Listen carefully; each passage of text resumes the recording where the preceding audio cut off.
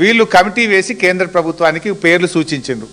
వాళ్ళు 1 2 4 పేర్లతోని ఆంధ్రప్రదేశ్ ప్రభుత్వం గోదావరి బనకచెర్ల ప్రాజెక్టు ముందుకు పోవడానికి 4 పేర్లతో ఇది ఆంధ్రప్రదేశ్ ప్రభుత్వం రాసినటువంటి లెటర్. సరే, ఆంధ్రప్రదేశ్ అంటే వాళ్ళకి నీళ్ళు వస్తాయి కనుక వాళ్ళకు లాభమయ్యే పని కనుక వాళ్ళు కమిటీ వేసుకుందరు అనుకుందాం. చంద్రబాబు నాయుడు గారు 15/12/2025 ఇదే నెలలో 15వ తారీఖు బాబు గారు కమిటీ చేసిండు. వీళ్ళిద్దరు అంతా కూడబదులుకొనే చేస్తారన్నట్టు. ఆయన 15వ తారీఖు రాస్తే వారంకి కరెక్ట్గా 23వ తారీఖు రేవంత్ రెడ్డి రాసిండు.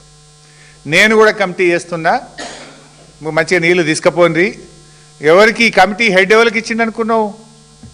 చంద్రబాబు నాయుడు గారి శిష్యుడు, ఆయన దాసుడు ఆదిత్యనాథ్ దాస్ను చైర్మన్గా పెట్టి రేవంత్ రెడ్డి గారు కమిటీ చేసిండ్రు. అబ్బా, ఏం ప్రేమ, ఏం లవ్ వీళ్ళిద్దరిది.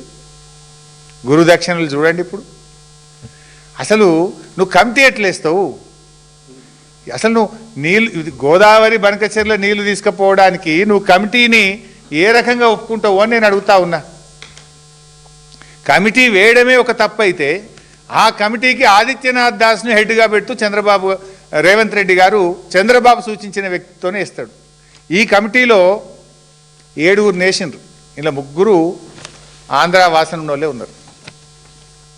7లో 3 ప్రత్యక్షంగానో పరోక్షంగానో ఆంధ్రాతో అనుబంధం